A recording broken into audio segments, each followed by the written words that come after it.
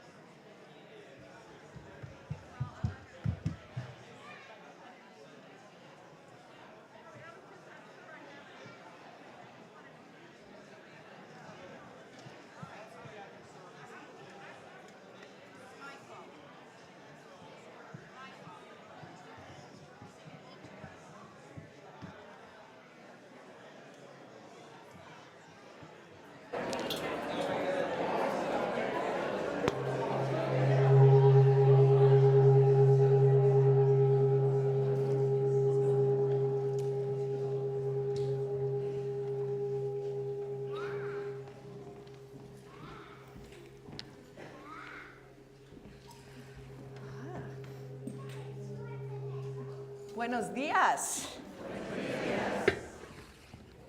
La primera vez que con el primer gong hay silencio. This is the first time that I only have to go once to bring us into this moment.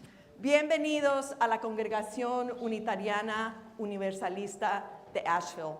Welcome to the Unitarian Universalist Congregation of Asheville.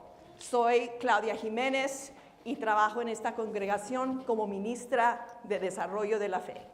I am Claudia Jiménez, and I serve this congregation joyfully as Minister of Faith Formation.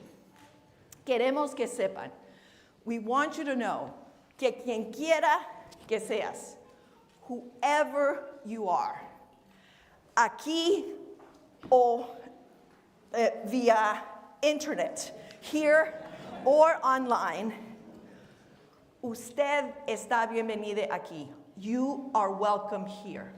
No importa a quien ames, it doesn't matter who you love, no importa tu teología, whatever your theology.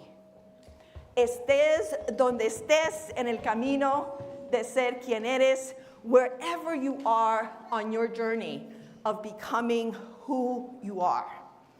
Eres bienvenido aquí. You are welcome here. And this morning, we are grateful for the team that makes worship happen. We have our choir today. Let's give it up for our choir. We are so glad that they are here. Les Downs, our music director. Adam Griffith, our worship associate. And Simon Jacobs, our AV tech. And of course, this place is empty during the week, and it is made sacred and holy when you are here, when we gather for Sunday worship, when we gather for Vespers, when we gather to walk the labyrinth together. That is what makes this place holy. So we are grateful that you are here. Let us begin worship with the gift of our centering music.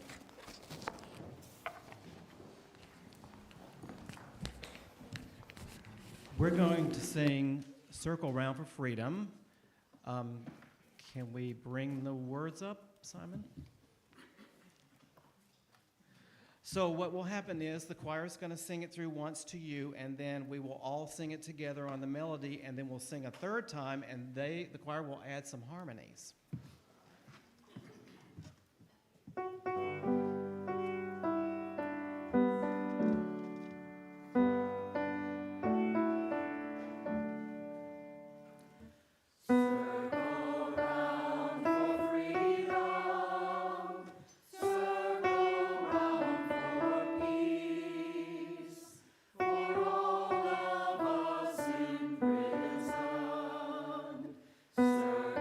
for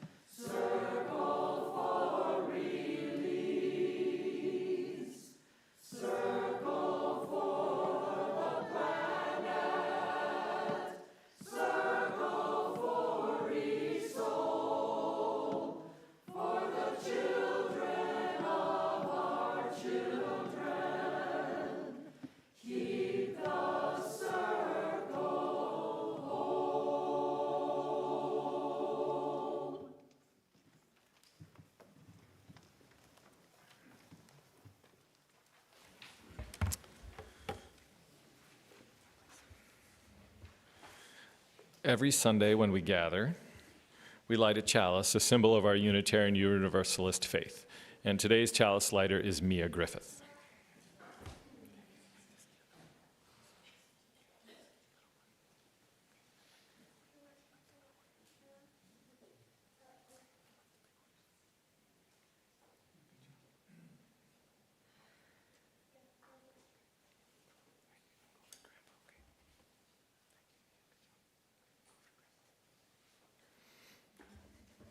Thank you, Mia. Our reading this morning is by Jennifer Grayson. We come together every week, bound not by creed or a mutual desire to please one God or many gods. Yet we are drawn together by a belief that how we are in the world, who we are together, matters. We light this chalice together in the knowledge that love, not fear, can change the world.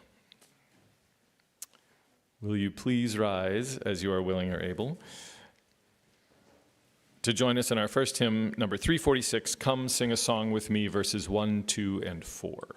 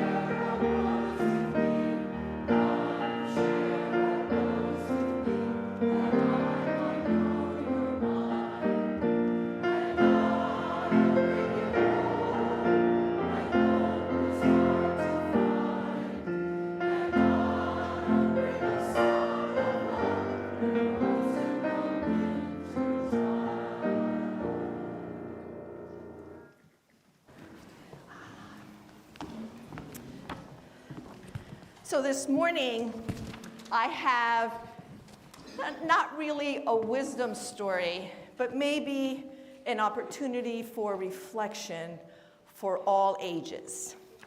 And it is about exploring how sometimes things go well and sometimes things don't, and how we respond to them. So for example, sometimes things don't go so well. We're supposed to have a play date with our friends, we have some plans, and they're canceled. Or we're rooting for the New York Yankees to win the World Series, and there is no joy in Mudville because they lose, right? And so we don't feel so good, we feel a little sad. But sometimes things work out. We have lots of kids in worship, we have lots of joy. We plan things and they go our way. Can you think of something that has worked well recently for you? Something that brought you joy? Come on. Happy signing release today. Woohoo! Yes, I see that joy. Our school at Odyssey had the Army bring water, and they stayed and played kickball with my 7th grade. Oh, awesomeness. Anything else? Something that brought you joy? I do not really know, but Okay, I don't know, but I really like kindergarten. I did, actually, I think 20 days of kindergarten.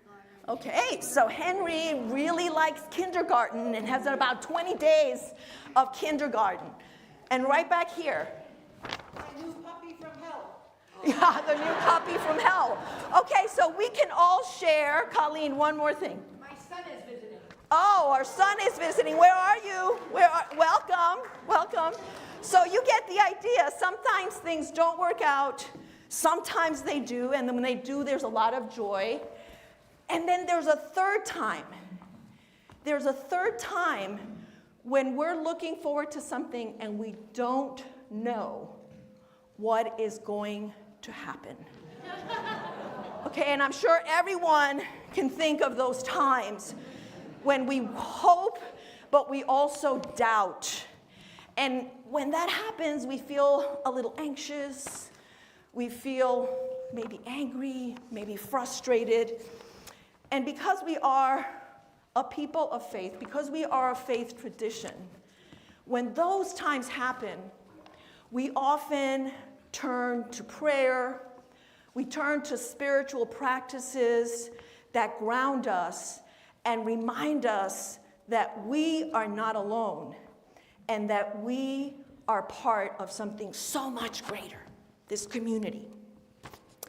And so that prayer can take the form of words, it can take the form of movements, as we saw last week during our remembrance service when we had a beautiful dance offering.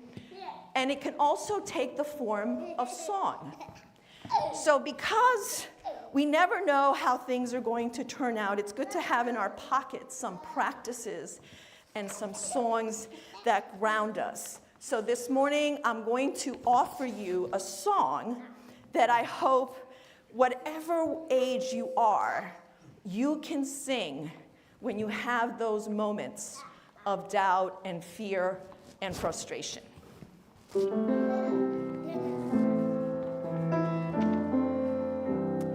When I breathe in peace. When I breathe out love. Join in. When I breathe in, I breathe in peace. When I breathe out love. One more time. When I breathe in, I breathe in peace. When I breathe out love. And so that is a song that you can sing anytime when you want to remember that you have peace, you have love, you have calm within you, and you are part of a larger community that holds you in love and care. So I invite you to practice riding your bicycle, in the shower, in the car, going on walks, and with your children and your friends. And with that in mind, let us sing our children to faith formation this morning.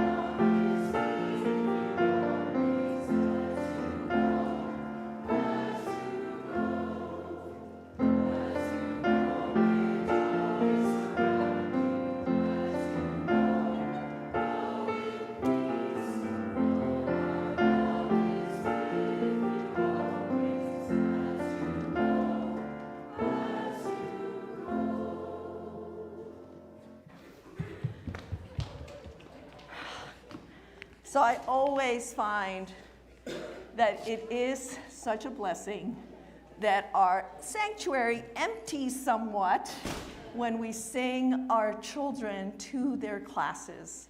It is a sign of a faith that is vibrant, and it is a sign of a faith that honors our children and youth and their faith formation. Because as we know, our children are not just our future, they are our present. And what we do now, what we model for them now, is part of what is going to contribute to making our world a better place. So I am so grateful for our children and youth and all of the adults that give of their time to work with them on Sunday mornings while the rest of us are doing faith formation up here. So now I invite us to just sit comfortably and take a few breaths and just ground ourselves as we prepare for a time of prayer or meditation, which is something that we do every time we gather in community. I will begin with a prayer. We will share a moment of silence, and then we will participate in a ritual to honor the joys and the sorrows that we bring with us this morning. Our prayer this morning is written by Reverend Lynn Cox.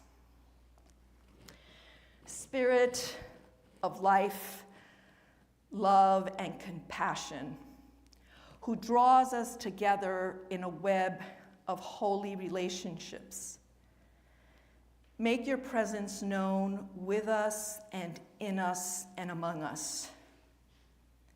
Remind us that we are not alone in history. Ignite us with the courage of the living tradition. Remind us that we are not alone in entering the future. Anchor us with patience and perseverance. Remind us that we are not alone in our times of grief and pain. Comfort us knowing that love and compassion manifest in human hands and voices. Remind us that we are not alone in joy and wonder. Inspire us to honor and extend the beauty we find in this world. Divine music of the universe, let our hearts beat in diverse and harmonious rhythms, cooperating with an everlasting dance of love. May we move with the rhythms of peace. May we move with the rhythms of compassion. May we move with the rhythms of justice. Source of stars and planets and water and land, open our hearts to all of our neighbors. Open our souls to a renewal of faith.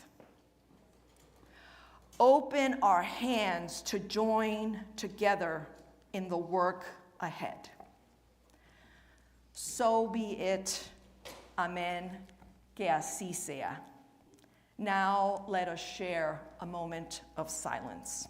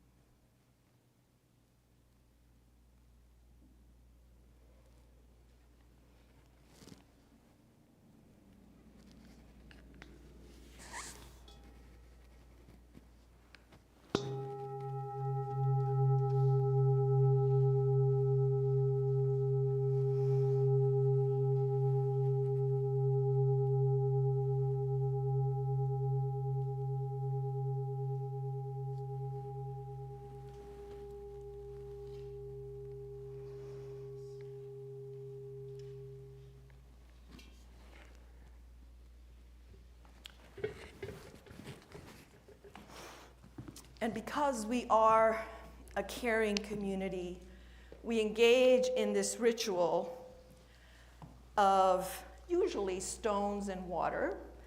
But because we still don't have potable water, we are engaging in a ritual with petals and with sea glass.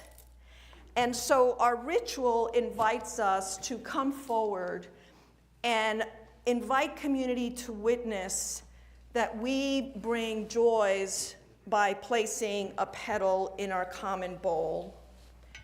and to witness the reality of sorrows in our lives by placing sea glass in the shared bowl. And we'll come this way and then move around the edges of the sanctuary as we are able to return to our seats. And if anybody would like for me to put stones and petals in the common bowl, just raise your hand and I will do that. So let us begin our ritual of sharing joys and sorrows that we bring today in our hearts.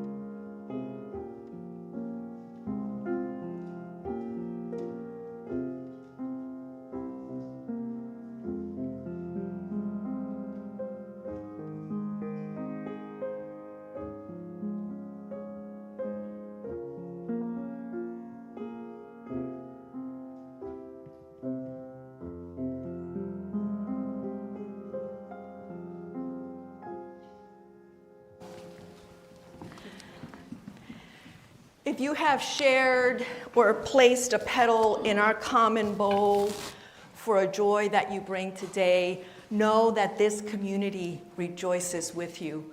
And if you have shared a sea glass, which somebody reminded me, those sharp edges get polished, and there is beauty in something that maybe could have punctured our heel as we walked the beach. So there's also that possibility of the hope, even in the brokenness and the dangers that we face in life. So know that if you brought a sorrow with you, this community holds you in love and in care. And finally, we add a sea glass and petals for those of you at home and those who are in our community that are not here today, as a reminder that together or apart, we are one, and there is much love that holds us. May it be so.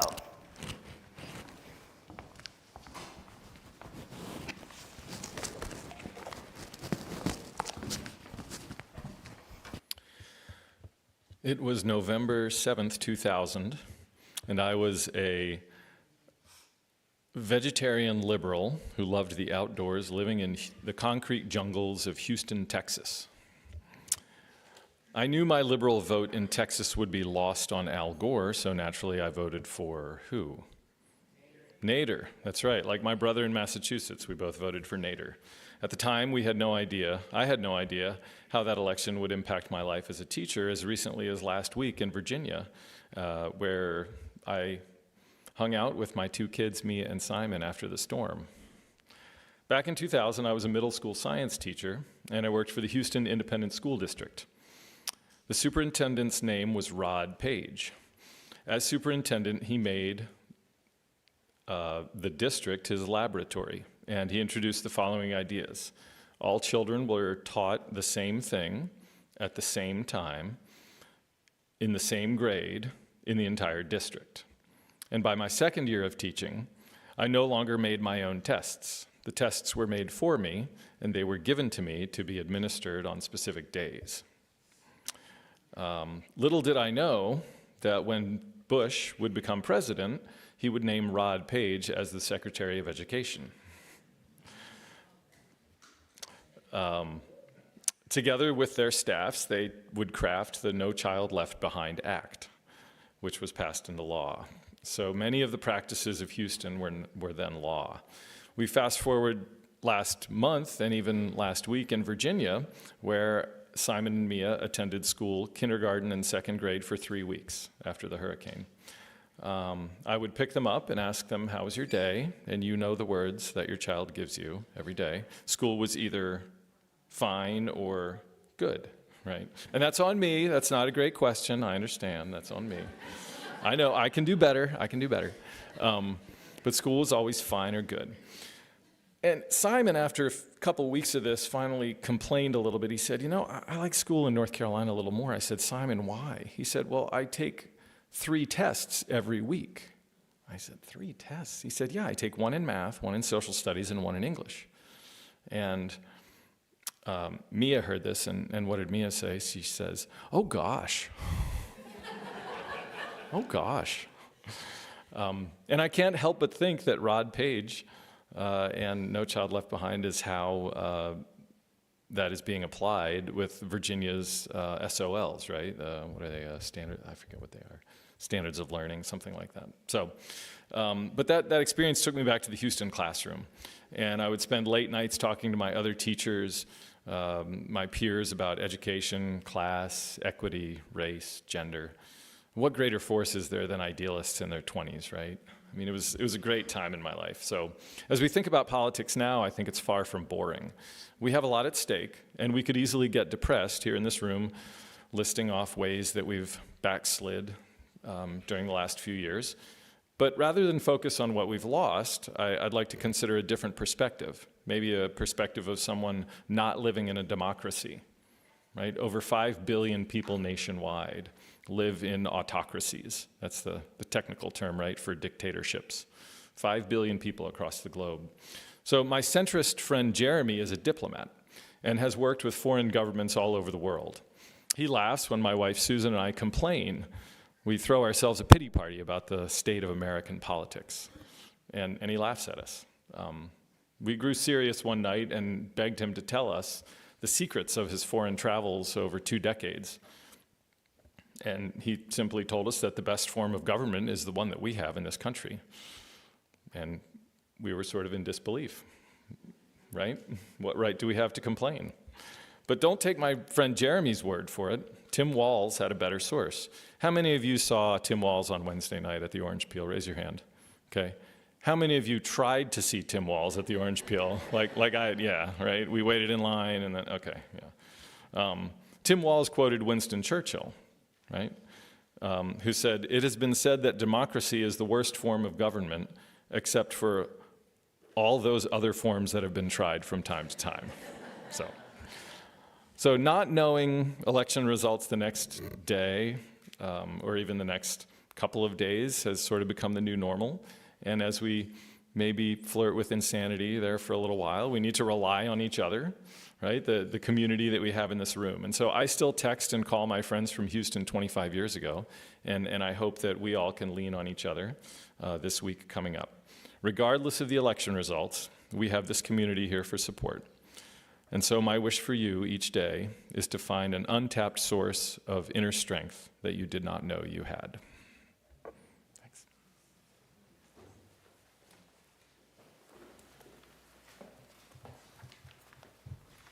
I think what we're about to sing might be a really nice follow-up to what Adam just said. We sing the words of Maya Angelou. And I personally find this a challenging text, and I'm grateful to composer Rollo Dilworth for being able to set it to music. The onus is upon us all to work to improve the human condition. Perform good deeds, for that is truly the way to battle the forces of entropy that are at work in this world. The composite of all our efforts can have an effect. Good done anywhere is good done everywhere. When we unite in purpose, we are greater than the sum of our parts.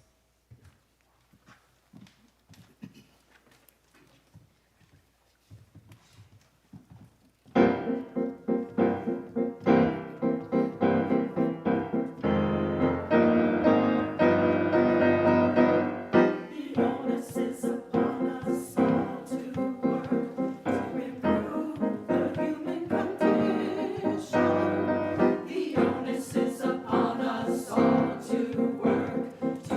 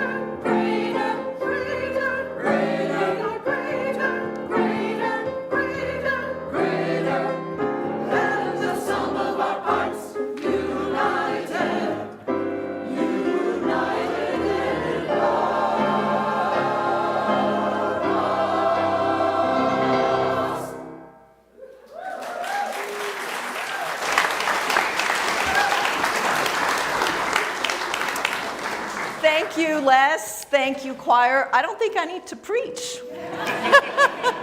They've taken care of it.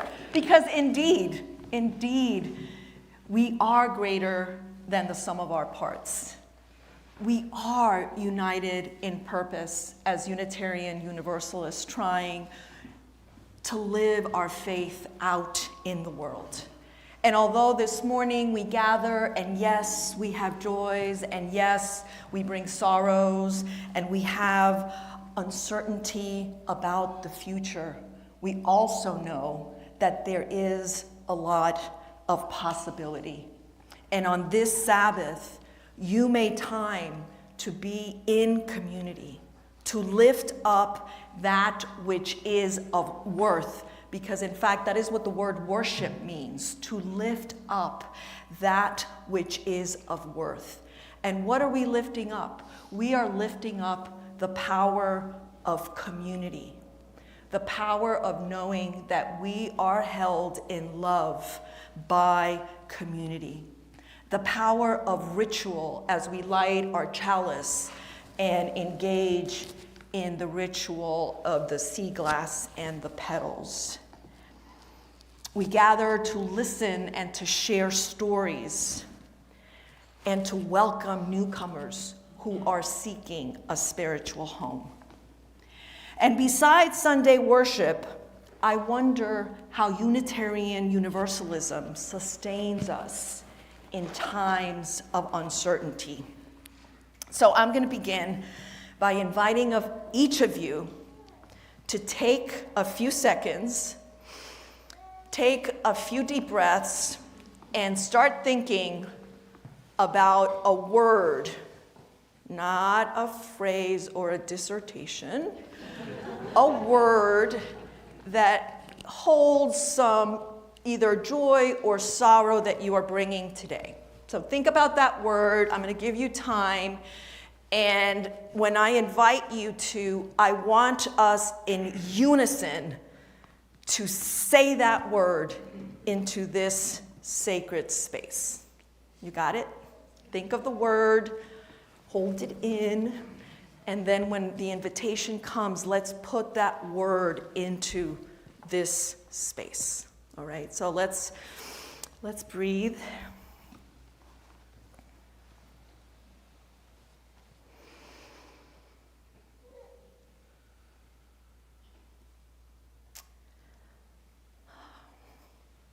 And on the count of 3, let us share our word. And I'll say it in Spanish. 1, 2, 3. Woo! Whew. Let's take a few breaths. Okay, we are bringing a lot with us.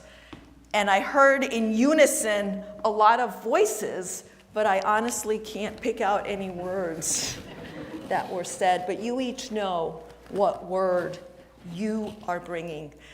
And the reminder of being able to express that which we feel, and also relying on the breath.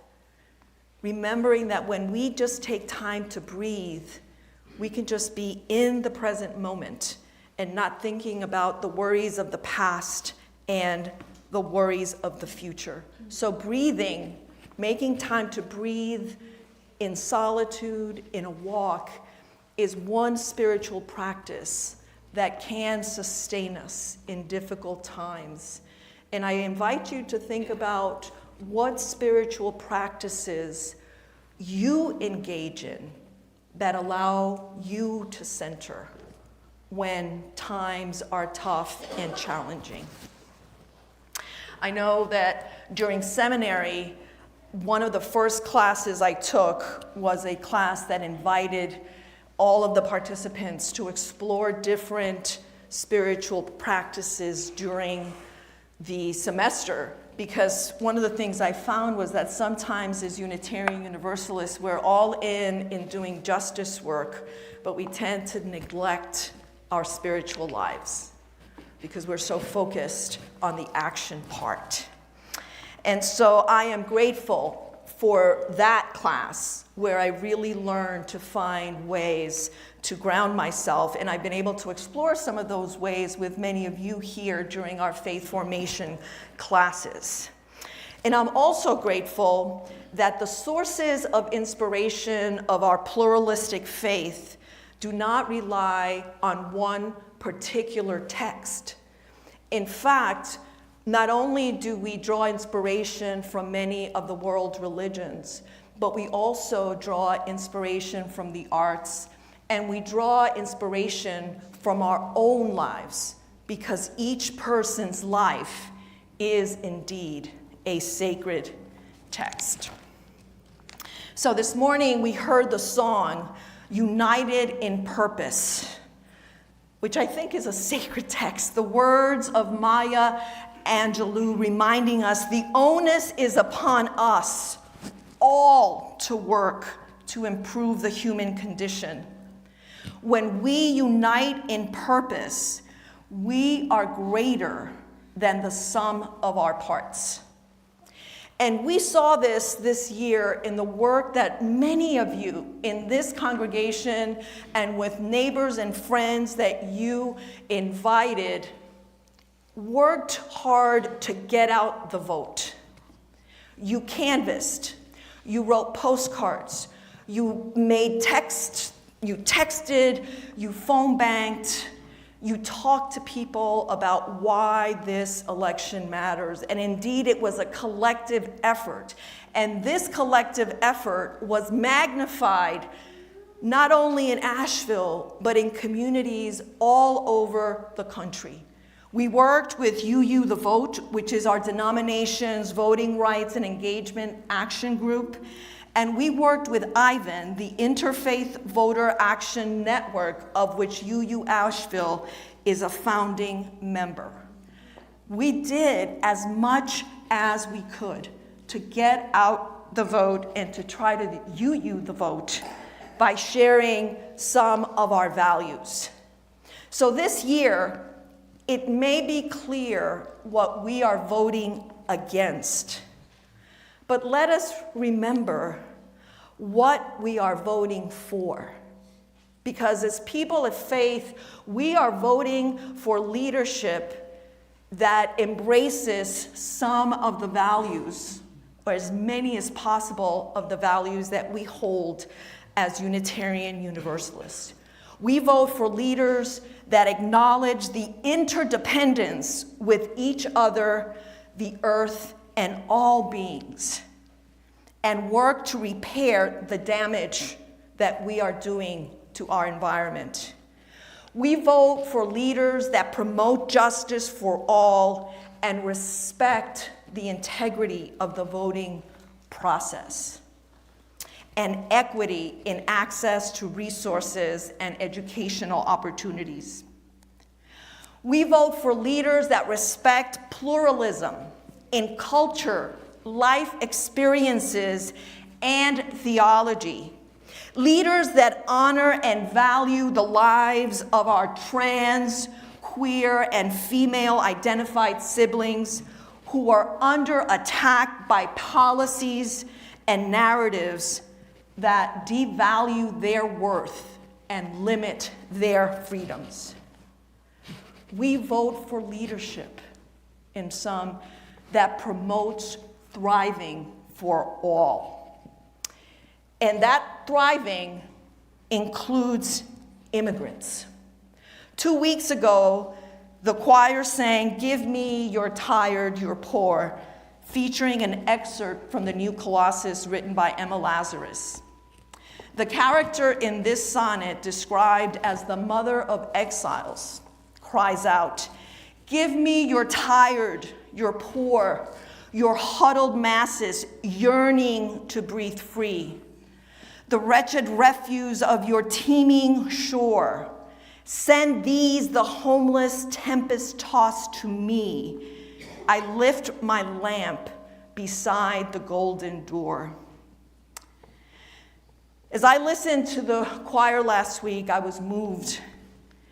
Immigrating to the United States opened up many possibilities for my family and me. Even though we have yet to live into the promise of what a democracy can truly be, I am grateful to live in this country and grateful for the educational opportunities and quality of life I have had.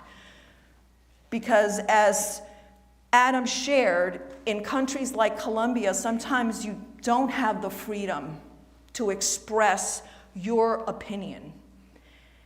And your rights are not protected, right? So there is gratitude for at least that part of democracy that can happen here. But it saddens me to hear so many negative and hateful sentiments toward immigrants promoted by candidates for public office. After Helene, it was a company owned by Ecuadorian immigrants and their crew from Guatemala and Peru that took down a damaged tree and repaired a hole in our roof quickly, expertly, and at an uninflated fair price. You may have had similar experiences and can testify to the essential role that hardworking, motivated, and incredibly capable immigrants play in our local economy. They are here to provide for their families, yes, and they contribute to all of our well-being through their work, their labor, their spending. In other words, joining in the life of Asheville. So we are voting for leaders that value and recognize the contributions of immigrants to the flourishing of this country. And my final reflection is not inspired on a song, but it was inspired by the Rides to the Polls training I took before early voting launched. At the end of the training, one of the attendees asked if they were allowed to ask someone to get out of their car if it was obvious that they were voting for the other side. And the organizers reminded us that the ride service was nonpartisan. Unless a driver felt their safety was at risk, volunteers were offering rides to all. And and this kind of makes us giggle, but in fact, what an important question, because I had to ask myself, how would I respond to that? And my immediate reflexive response was like, no way, why would I do that? But then I thought, oh, wait a minute. And it's not just because I'm a minister, but I thought, as you use, don't we say that everyone has worth and dignity? Don't we say that it is so important to respect and support the democratic process for all? And so even though I first thought, no, I would never do that, I came to the conclusion that, in fact, I would. But I didn't have an opportunity to test my resolve. So, things could still happen. However, one of the things that I realized when I was having this internal dialogue was that being exposed to such divisive language, calling those who disagree with us our enemies, and being exposed to narratives that ridicule and dehumanize people that don't share our values or think differently with their own values, because they do have values, right? So it's easy to lose sight of the values that we affirm when we get caught up in that, and then our frustration and our angers and our fears. And so it just reminded me to go back to this idea that some of us have had a hard time with the new articles in our denomination about being grounded in love, and thinking, well, what do we mean by love? But I think what we mean by love is that we are able to love others unconditionally, respect them, and acknowledge that love is not just for people who look like and think like me, right? And that's where the spiritual deepening happens, right? Because we can't disagree. If you think about it, as we come to this time of the elections, we hear, right, that it's a 50-50. And it's amazing to think that we have neighbors and even relatives and people that we are close to and appreciate in so many ways that see the needs of this country that we share so differently. And so no matter what happens this election, right, we are still called to love. We are still called to the work of justice. Because no matter which administration has been in power, the promise of democracy has yet to be fulfilled. White supremacy culture persists. Oppression persists. Education continues to be defunded. Public education continues to be under attack. So many identities in this country are not feeling the promise of what democracy can be. And that's all people. Because when you think about it, it's only like 1% that are kind of controlling everything. And all the others, white, black, brown, and other identities, are dealing with the impact of that. So there is work to do. And we are not, I hope, a people of despair, but a people of possibility. Because whatever happens, we will need each other, we will need love, and we will need conviction to stand up for the values that we hold sacred as Unitarian Universalists. And not just be with our group, but learn from what we learned from our engagement with Ivan, with the Interfaith Voter Action Network, that across theologies, we can work together. However we define God, however we define the sacred, as people of faith, we will need to be together and move toward justice. And I believe that we can and will do that.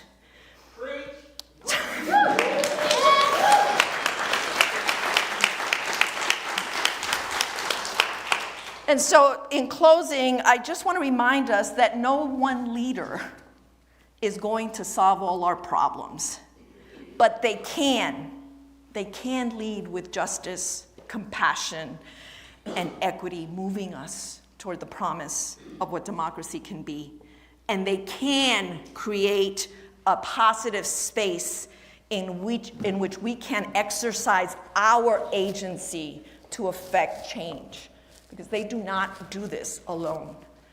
So in closing, I share a reading from historian and activist Howard Zinn that has helped me remain hopeful in these times of challenge.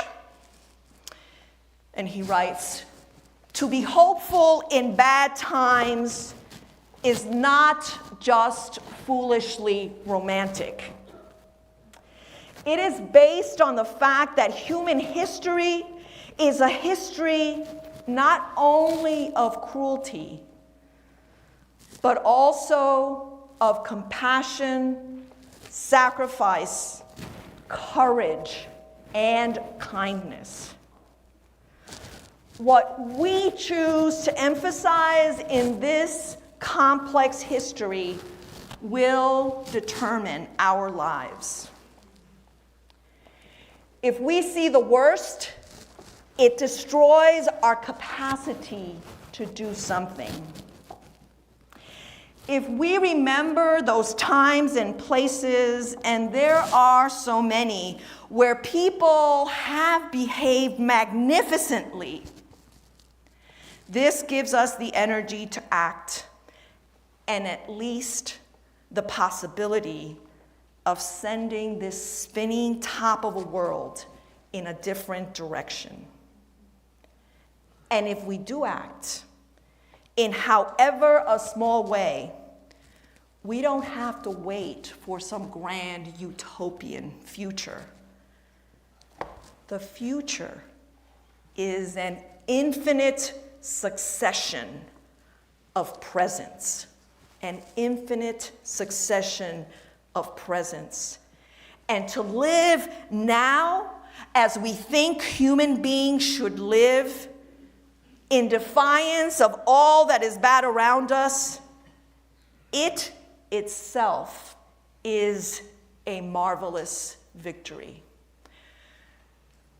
So, beloveds, may we move toward a marvelous victory for justice, a marvelous victory for love, compassion, and kindness, no matter who wins this election. May it be so. Que así sea.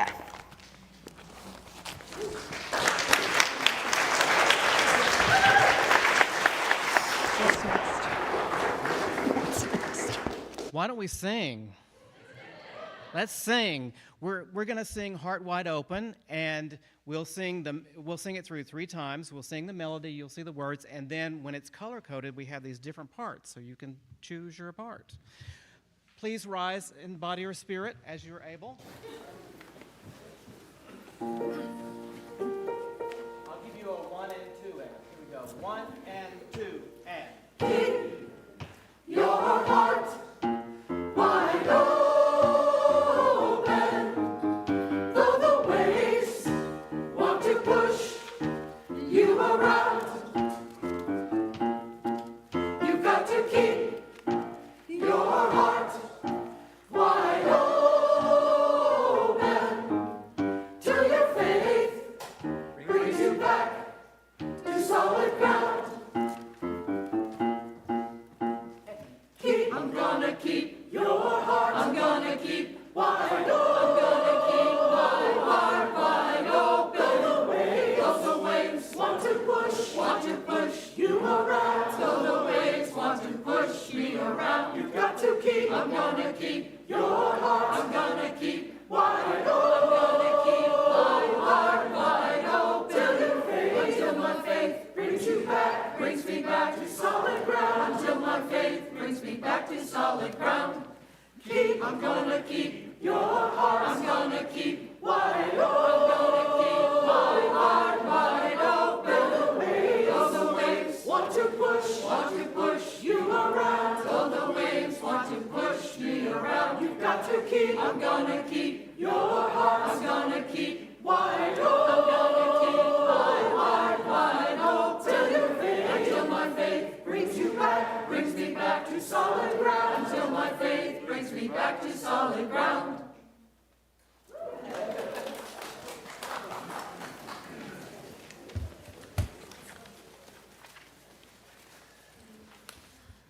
Anytime you use show a sense of rhythm, it's a real reason to rejoice. Now, I apologize, Les. As a former member of the choir, I also apologize. Now is the time when we introduce our visitors. And we have some folks with microphones, so if you feel comfortable and are so moved to introduce yourself, please do so, and a microphone will find you. Is anyone willing to let us know their name and maybe where they're visiting from?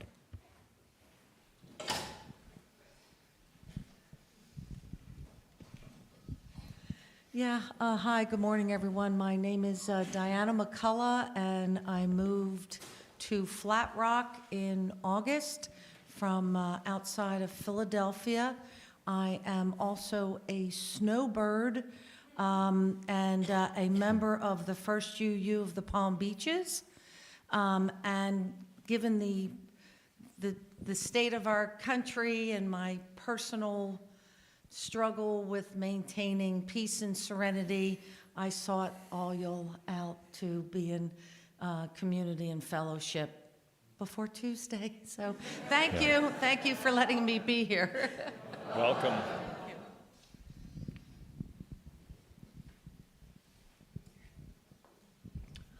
Gordon Griffith, I call him son. Welcome, Dad. Lancaster, Pennsylvania.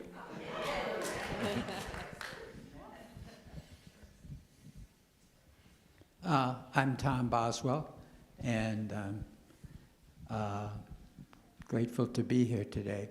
I'm from just visiting Asheville for a while, and I'm from Wisconsin, where I was a member of James Reeb UU, one of 3 UU churches in Madison. And but most recently, about 3 months ago, I moved way out to western Wisconsin, where there's no UU church. So I'm I'm without a spiritual home for the moment. But I'm glad to be here. Welcome. Hi, I'm Jackie, and this is my partner, Chris. We live up in Weaverville. I grew up in the Charlotte congregation and happy to be back in this space. Welcome. Hi, everybody. My name is Stephanie Hickling Beckman, and I am a threshold partner at Land of the Sky United Church of Christ. I'm really happy to visit here today because as I look around, I've seen so many familiar and loving faces that cross my worlds. So thank you for having us. Welcome.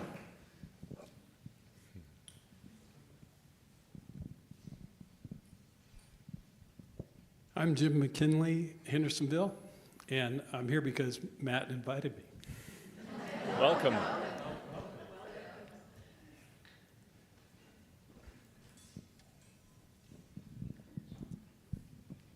Would you see that?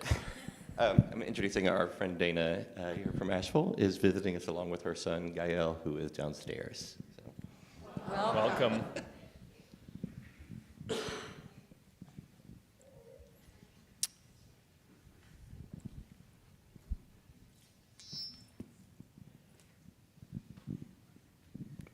Hi, I'm Chloe, and this is my partner, Al. We live in Leicester and are new to UU. Welcome.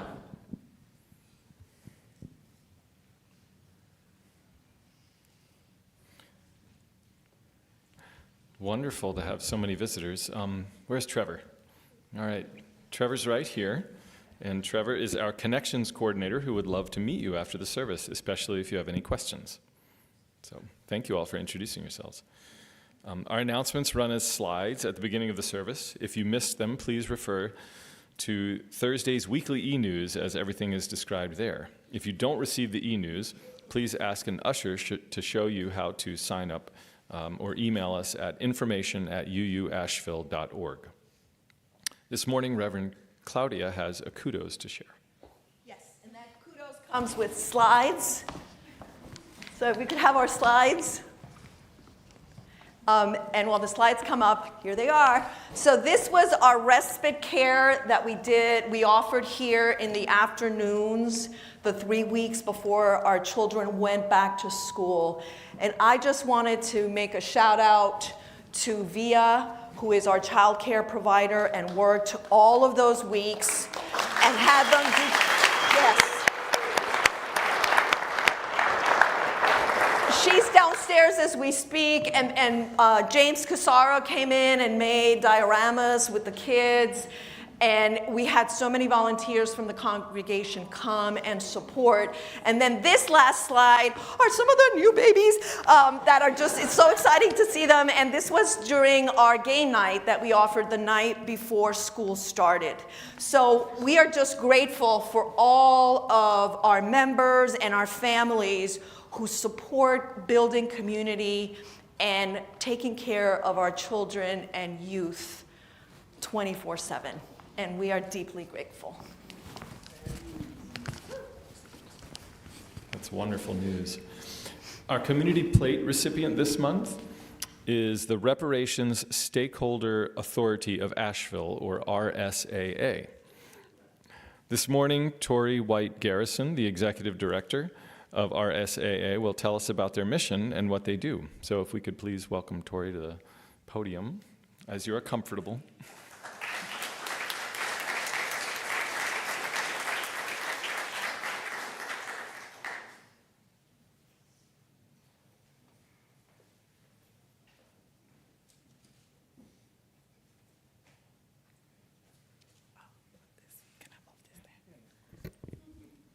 I'm a lot shorter.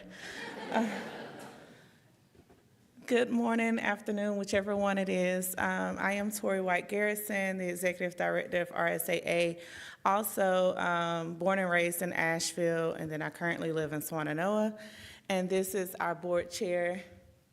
You want to introduce? Again, Stephanie Hickling Beckman. Thank you for having us here today. I am a little shy, so I'm probably going to be super quick, and it probably means I will talk super fast, so I apologize ahead of time. Also, I had oral surgery earlier this week, so if I sound a little weird, I'm in pain. But nonetheless, I am glad to be here and to give you a snapshot of what RSAA is and what we are becoming.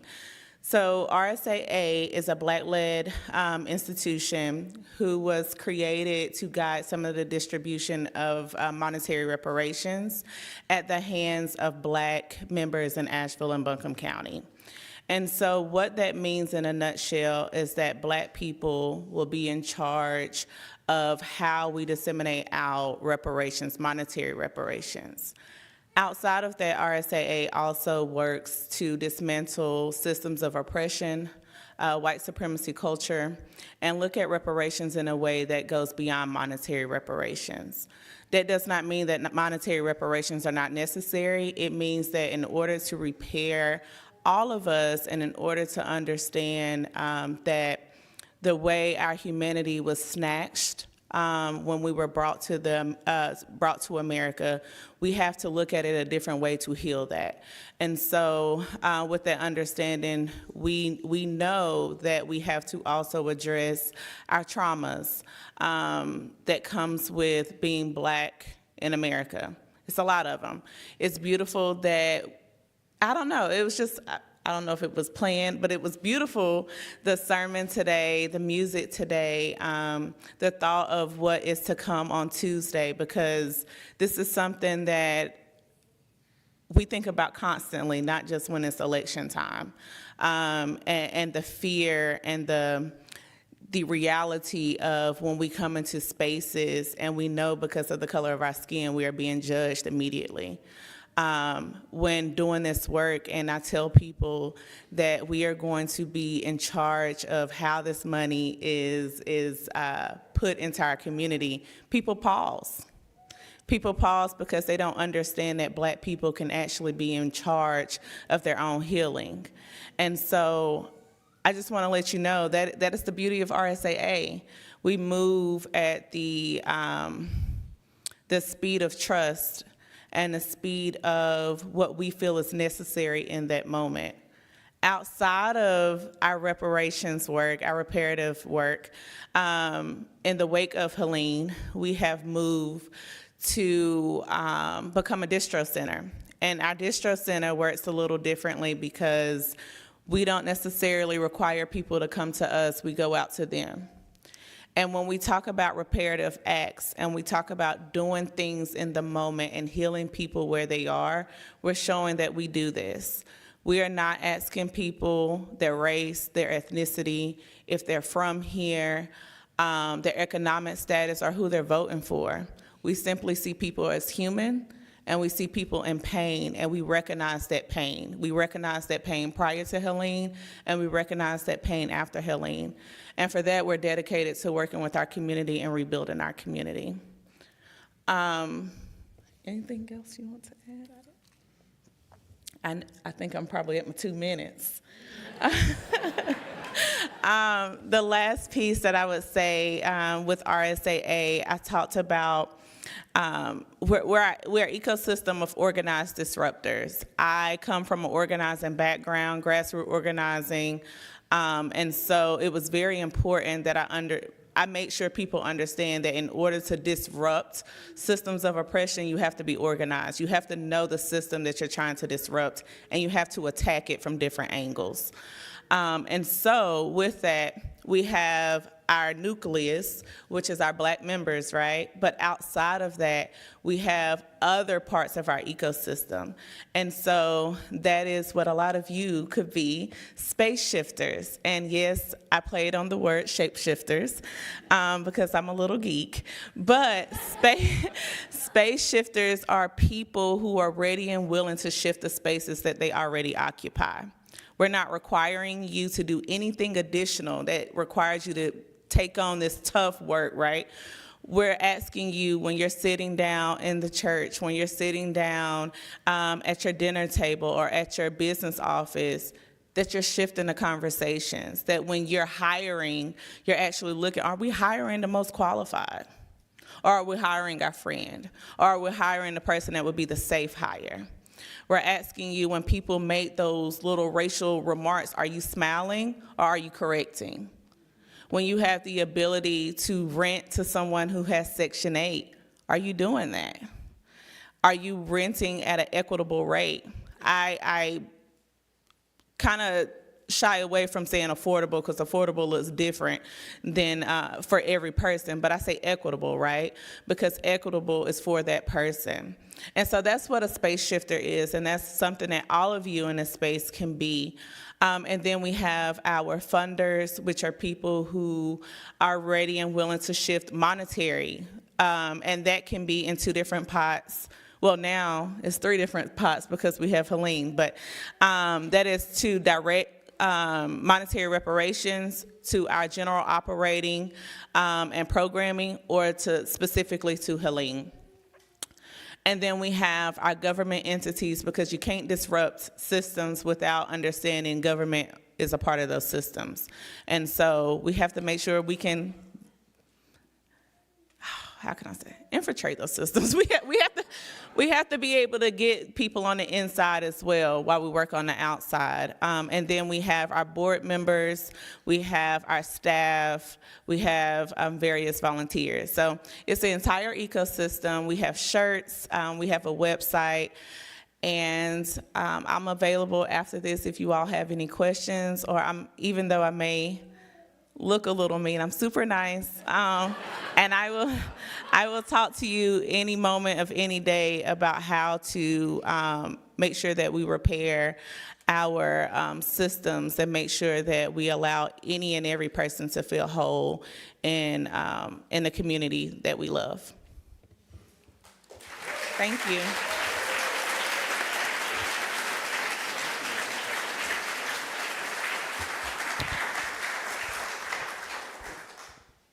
Thank you for sharing your work and your message of hope. That's absolutely wonderful to hear. You can donate to RSAA by check, but be sure to write Community Plate in the memo line. All cash donations are split 50-50 with our Community Plate partner, and you can also donate online. The work and ministries of this congregation are entirely supported by the generosity of our members and friends. We celebrate your generosity each Sunday with music and thanks. You make us possible, and we give thanks for you. The offering will now be gratefully received.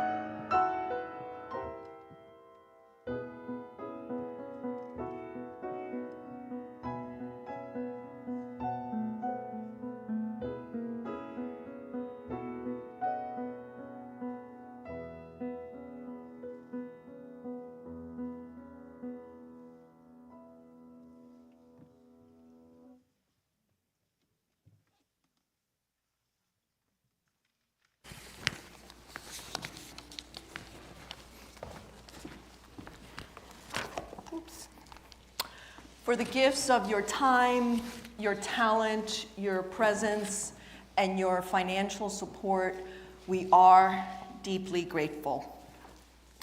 And as we come to the close of our time together, I think it's important to acknowledge and be grateful for how this community has made a tremendous effort to get out the vote, and how this community has persevered and supported each other and beloveds beyond these walls after such a catastrophic storm.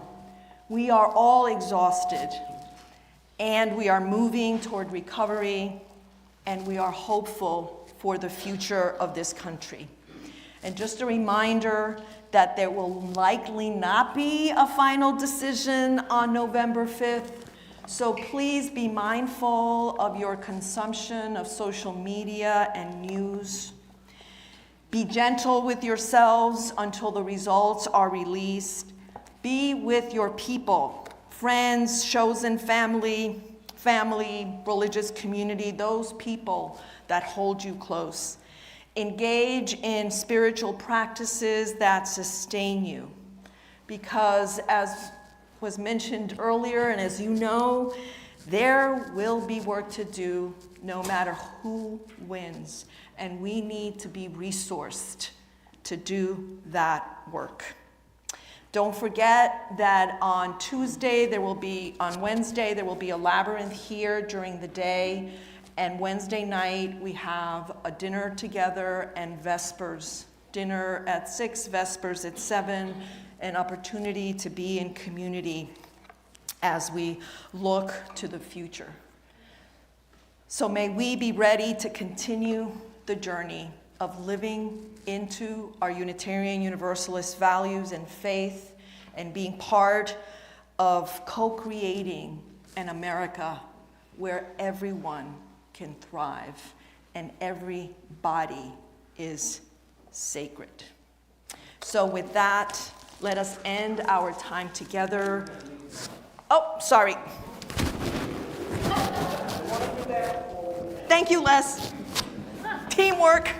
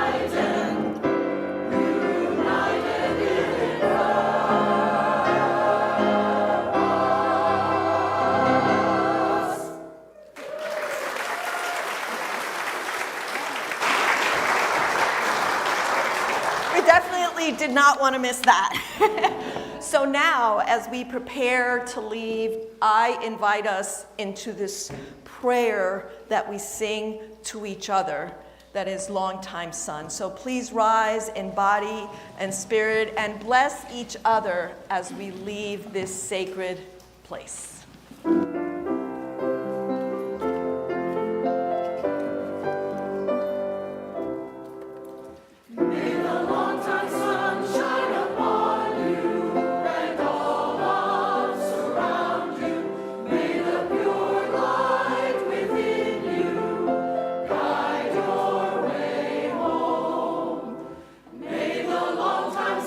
Shine upon you, and all of